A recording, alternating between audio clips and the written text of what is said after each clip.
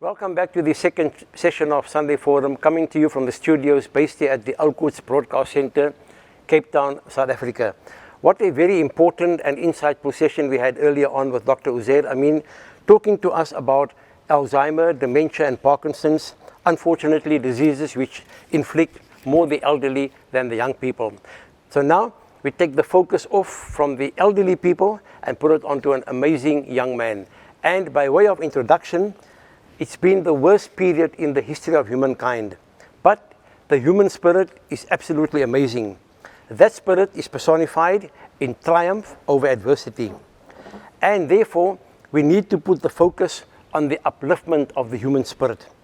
And that's why we bring you this amazing story today. It's my absolute pleasure to welcome to the studios Shakeel Karjiekar. Assalamu alaikum and welcome. Wa alaikum salam wa rahmatullahi wa barakatuh. How are you doing? I'm doing very well today. Thank you. Shakeel, let me start by making a very broad statement. Being a relatively young man, you had dreams and aspirations. What were they all about? Maybe in the space of a minute or two.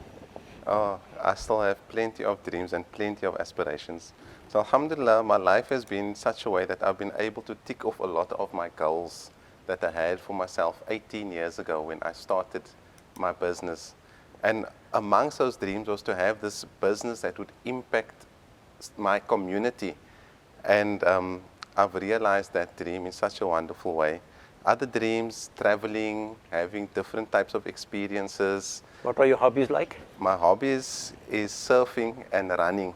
Okay. And cycling as well. Okay. I love doing all three of those things, and I do it fervently and quite often. I know my children and a lot of their friends are very much into cycling and very much into running, but surfing is something not that usual, so that is an unusual angle to the life of Shakeel Karjiekar. Shakeel, you went through a period of difficulty in your life.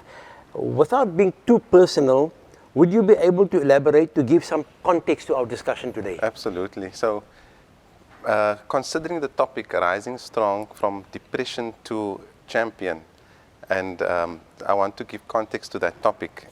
So, even though it seems as if from the outside my life is this perfect life, there has been times in my life where I have suffered from depression. Okay. And I have gone through depression and severe feelings of sadness over different periods of my life. And I think the aspect of being able to rise above those things and managing it is a very important message that we need to spread out to the public, because how did you manage to do that? Was it something that you read about, or something that just came your way, or something that you felt you should do something about?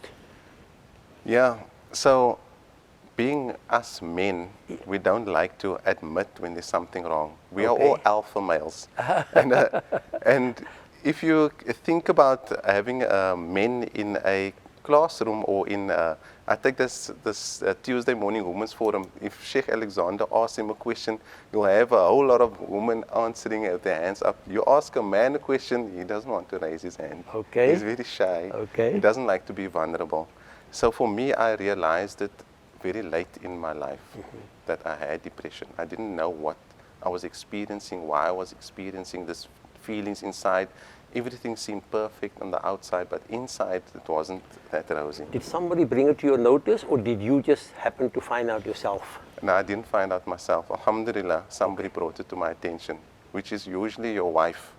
But being the stubborn person I was, I didn't want to listen to her. Okay. And on my journey of being a businessman, I was guided by my mentor, and he taught me you must have 4 things if you want to be a proper entrepreneur: a therapist, a trustworthy accountant, a lawyer, and a mentor. So you must have those 4 things. 4 in 1? No, not 4 in 1. 4 individual specialists. Okay. The therapist as an entrepreneur is very important. So I had a therapist, and then she saw my patterns of behavior and realized that, Shakeel, you know what you're talking about here? Your symptoms is alluding to depression. And then everything made sense to me. Okay. So it was that person that actually was the source of triggering off the awareness for you. Yes. Okay. What was that point in your life, Shakeel, when you felt there is something more in life than just what is happening around you? The turning point. Yeah, there was various turning points, but I was very blind to it. And the turning point is always when you lose the thing you love the most. That's the turning point. And so for me, I experienced a lot of loss in my life. And I think when I lost my grandmother, that was really a big turning point for me. Okay. Being at a very low, and then having to face the feelings, which I really hated doing. Okay. Was that your turning point? I would say that was the turning point. Yeah. Any other major events that took place which also brought about this turnaround? Yeah, there's lots. I don't want to get into the details of it. It's fine. But life, no problem experience and human experience, life will test you the most. And it doesn't matter on what level in life you are. You can be the #1 entrepreneur in the world. You can be the guy that is living in the township. The tests are the same. So, and I think that in the tests, if we have the wrong way of looking at the test, then that is when we really suffer. Let me mention to you that I've actually read on a few very famous business personalities and even other famous celebrities.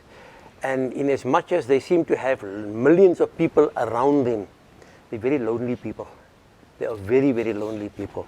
And this is why I'm probing you, because sometimes it appears as if, there's one picture from the outside and a completely different picture from the That's inside. an excellent point to raise, because it needs to be made known that, again, I will say as men, because it's more prominent amongst males and females, we want to show the best picture. We want to mask our true feelings. So we go out and we act strong, but at night when we come home, then we're shouting in our pillows, or we act out with the family, with our kids, wife, etc., etc.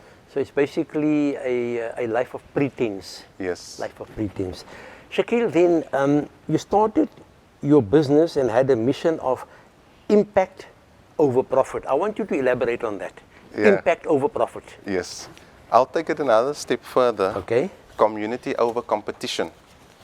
It didn't happen in my first period of business. For the first 10 years of my business, I struggled a lot. I was grinding, I was working in my business, I was putting in long hours without receiving the financial benefit for that hours, until I met the right people that taught me the right ways of doing things. And getting to know these people and being taught these things, they taught me that impact is a better way to go than profit. Because with impact, you're going to develop loyal customers. With profiteering, you might get repeat customers, but they might not be loyal customers. Okay. Okay. So that's basically where you came up with that. Yeah. With that phrase of impact over profit. And then you established an NPO called Crafting Heroes. Yeah. What is that all about? So, in my business, one of the departments I have is called the Knitting and Crochet Lounge. And here we sell a whole lot of different knitting yarns. Now, I know Uncle Satar can relate to that, because I'm sure Uncle Satar's wife or sisters or aunties, they used to knit. Today, people don't knit as much. So, Crafting Heroes, I established as NPO because a lot of the ladies would come in and buy wool for charity. And then they would take it to their church, to their masjid, to their organization, the library, and distribute it. And I thought to myself, we've got this hub here of ladies coming. Why don't we become a distribution center?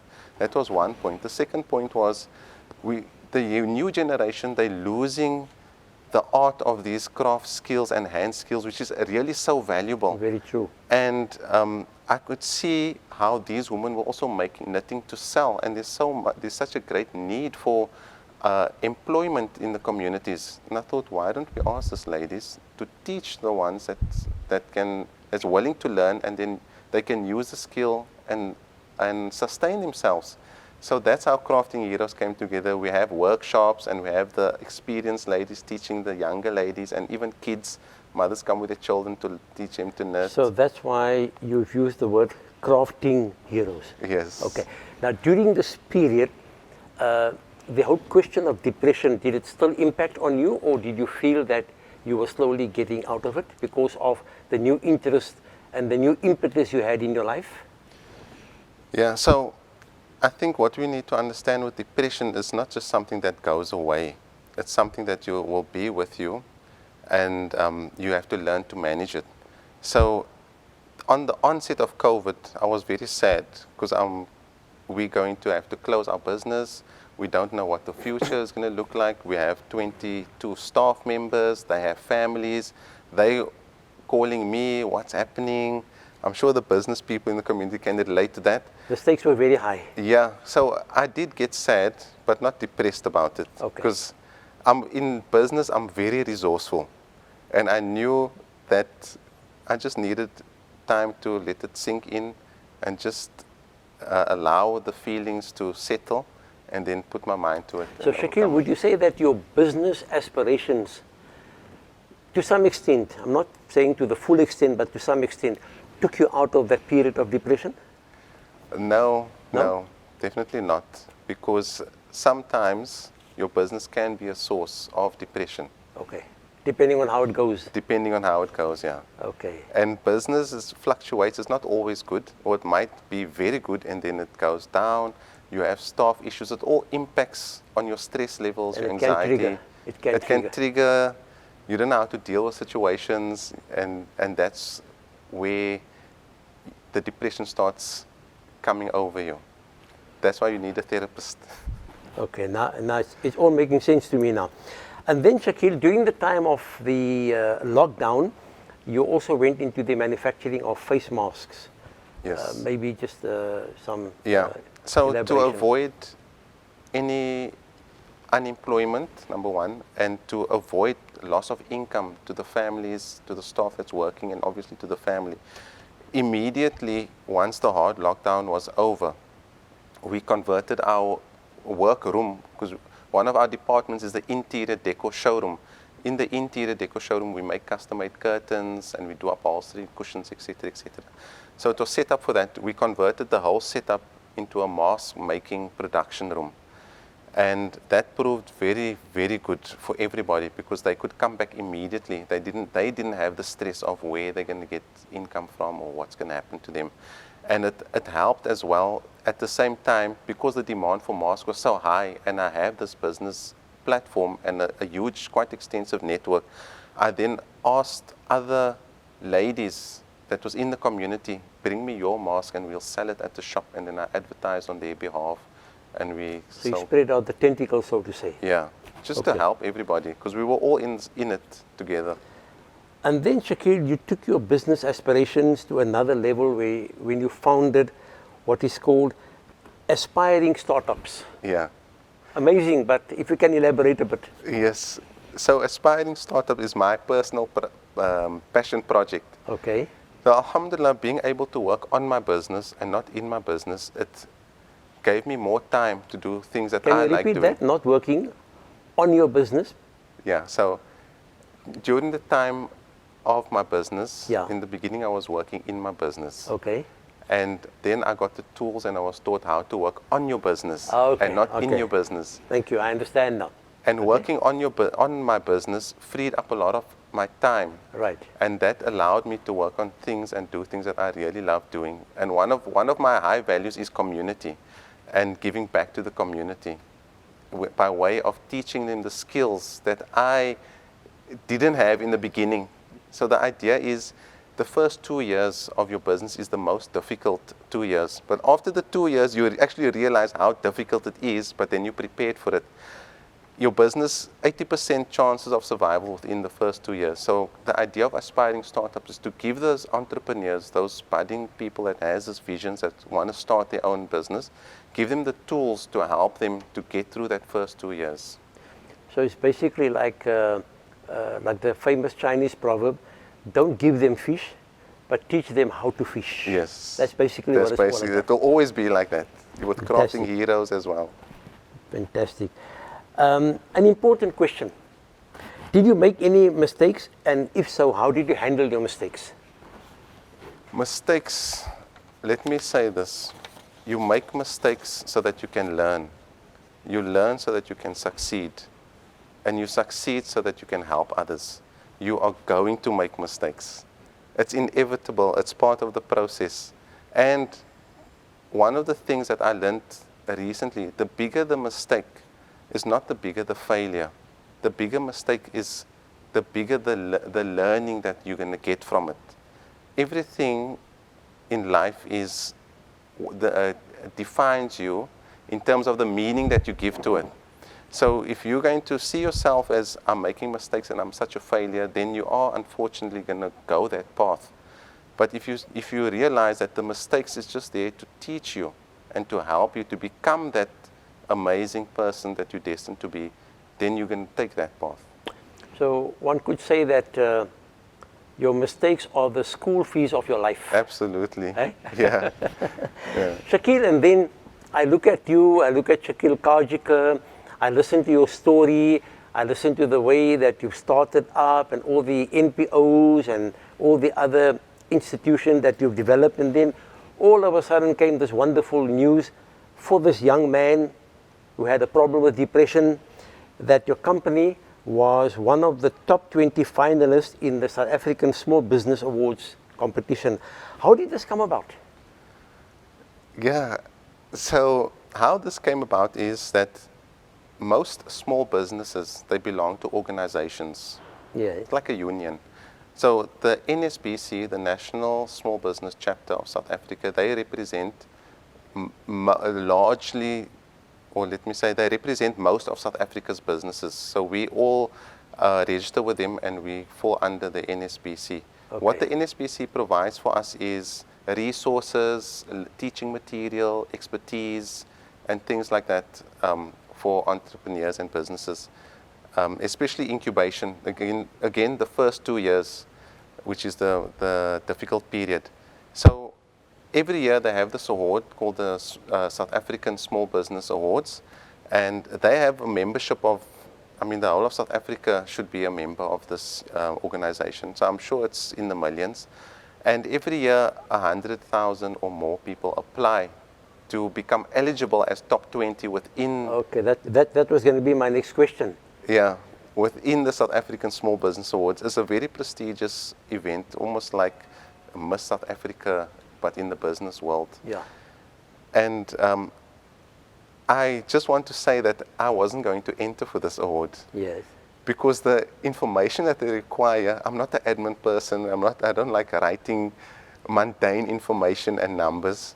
And I looked at the application, I'm like, oh no, this is going to take me a whole day, I'm not going to fill it in. Yeah, so I emailed it to my ops manager and said, listen, what do you think about this? And she was like, I watch this every year, and Shakeel, we must enter.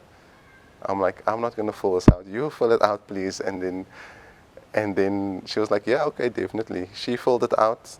A week before the event, they sent me an email to say, listen, you didn't fill out the complete application form. It was only halfway done. It's like, okay, what must I still do? There was a whole entrepreneurial section that needed to be filled out. So I filled that out and submitted it. And then the next week when they announced, alhamdulillah, we were one of the top 20 in the country. And you said that there were more than 100,000 applicants? Yeah. So you were in competition, so to say, with 100,000 people? Yes. And you came in the top 20? Yes. MashaAllah, Mubarak to you. Shukran. Well done, well done, well done. Well done, well done to the team. I can't say that enough. I can see, the smile brimming from ear to ear. Yeah. And I can understand and I can appreciate that. Then Shakeel, it went one step higher than that. In addition to having won that award, you personally then won the South African National Entrepreneur Championship Award as well. Yes. How did that come about? So once you're in the top 20, you become eligible within 4 main categories. And that 4 categories is Startup of the Year, Woman Entrepreneur of the Year, Championship Entrepreneur of the Year, and Champion Small Business of the Year. And so amongst the top 20, I was awarded as National Champion Entrepreneur. How did they break the news to you? It was a virtual event this year. Okay. Usually it's a gala event up in Pretoria, and everybody goes down there. It's a suit and tie thing. So I was a bit disappointed that I didn't have the opportunity to go there, just for the top 20 and experience it and network. Sure. But the software that they had was so amazing. It was as if you were at a live event. Okay. Tables, people sitting around, you can see each face. Were you expecting to come maybe in the top 3? No, not at all. So not at all. When your name was announced, what was the feeling? Exhilaration? Oh, the feeling was shock. I couldn't believe it, because they had sub-awards leading up to the main awards, which was best retail business, tech business, financial. And then I thought we might stand a chance in the retail, because that's our specialty. And when that was given to somebody, I was like, okay, I'll settle for top 20. So when that happened, I had 2 people on the side of me. One of my best friends and my wife was sitting next to me. They were jumping for joy, and they were celebrating. The understand. managers was jumping, and I was just sitting like this. I actually cried after the award. I was just like, I couldn't believe it. Alhamdulillah. Well done, well Yeah. done. Mubarak to you, and as a member of the young people in our country, and I always say this, that the country depends on the youth to take the economy to a different level. Because that's Yeah. going to be the saving grace for South Africa. We need to boost our economy. Absolutely. And it's people like you, the fervor, the passion that you have, and having come from this very unfortunate background that you had, and from a depression state to a state where you have won this wonderful award. It's absolutely amazing, and I really want to compliment you and the entire team around you. Just one final question, Shakeel. Your advice, especially to the youth who feel sometimes down and under. Okay, that's an excellent question. To the youth that's feeling down, I want to tell them, just come back to the depression. And I want to say that it's very difficult. It's extremely difficult that you are experiencing what you're experiencing, and that you had to go through what you did. But just know that you do have it in you. You have the strength within you to overcome it. Depression is like a bully in your mind. It wants to tell you that you're not good enough. It wants to tell you that you're worthless. You lose your passion for things that you love. You want to stay inside your house. You want to keep your curtains closed. You just want to disappear from society. And don't let that bully overtake you. And what helped me a lot was I became aware of it. And then I learned about it. And lots of people, they just trudge through life thinking that there's something wrong with them. And look, there's nothing wrong. A person with disability, Allah created that person perfectly with that disability. Alhamdulillah. You can't tell that person there's something wrong with you. Somebody that has a mental illness, yes, we accept that we have this illness, but there is treatment for it. And it doesn't have to take you to a place where you become a non-entity to society. You can endure the feelings, and then you can rise up. And I wanted to say some of the things that helped me was to understand what it means. My background, my family has a history of psychosis and schizophrenia in their background. So it might be that the level of serotonin and dopamine within my system is not that high as it's supposed to be. So taking a mood booster, vitamin B, being out in the sun, exercising, eating healthy, those things, making salah, gratitude is so important. You can't put a weight onto that, or what the value. You can't put the value just on being grateful. And so it's going to be like a pendulum. You're going to go like this, but make downs. sure, like the economy, More ups and downs. Yeah, there's more peaks and troughs, and that you can get through it. Shakeel, on behalf of all the viewers, once again, Mubarak to you. Well done, and we're mighty proud of you. Shukran so much. Shukran. That was Shakeel Karjiekar, an amazing story of a man who was suffering from depression, came out of that, came through the pandemic, and of course he won 2 of these very prestigious awards in the world of business. Truly an amazing and an inspirational story. And on behalf of all the viewers, as well as the team here, we would like to say Mubarak to Shakeel Karjiekar on that great achievement. He's certainly been a great source of motivation and inspiration, I'm sure, to many people who are watching.